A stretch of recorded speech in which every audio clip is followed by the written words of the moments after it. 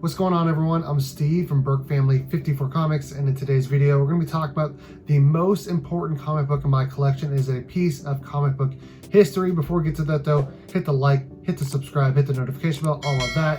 So, I have one of the most important pieces of comic book history in my comic book collection. If you've been following my channel for a while, or at least recently, you should know what book it is or what I'm talking about. And it is The Brave and the Bold, number 28, the first appearance of the Justice League. Now, you're probably wondering, why is this crappy looking 2.0 CGC book in the old case so important? Well, for a multitude of reasons. Really the biggest reason is that it spawned arguably some of the biggest comic books in the Silver Age and the biggest comic books ever created. Let's talk about it. One of the most important comic books ever, or at least in the Silver Age, is The Brave and the Bold 28, the first appearance of the Justice League, dated February-March 1960. This comes years before Marvel's big team-up and first appearance comic books. In fact, it was The Brave and the Bold 28 and its success that launched Marvel's pantheon of Silver Age comics to stardom. It all started with the head of DC Comics, Jack Leibowitz, playing golf with the head of Marvel Comics, Martin Goodman.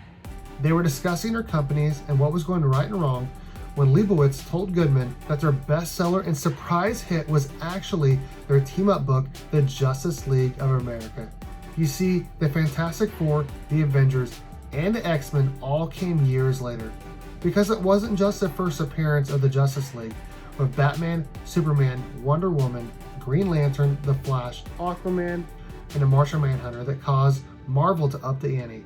It was a success that DC Comics had from the book. It was one of their best sellers. The Brave and the Bold 28, the first appearance of the Justice League, actually wasn't DC Comics' first appearance of a team of superheroes.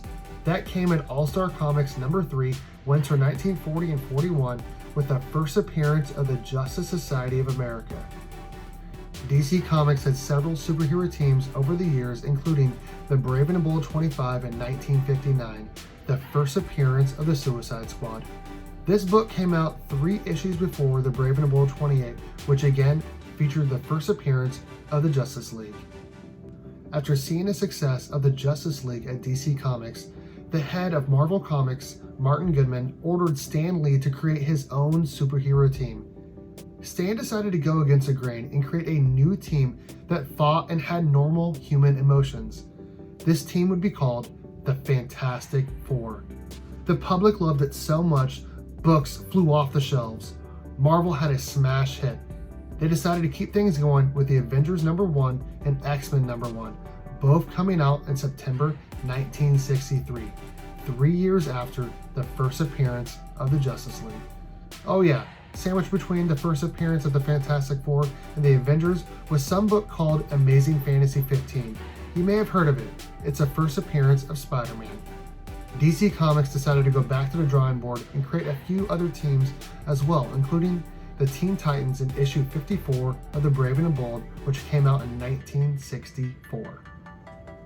Alright guys, so there you have it. The Brave and the Bold 28, the first appearance of the Justice League, is one of the most important books in comic book history. Everyone knows it. It obviously spawned some of the greatest books in the Silver Age and in comic book history, with the Fantastic Four, the Avengers, and X-Men, and even more. I'm super happy and excited to own this book. It's a lowly 2.0, but recently, just a couple months ago, a 9.6 hit the market and sold for $750,000. Everyone knows how important this book is to comic book history. That's why it sold for that much.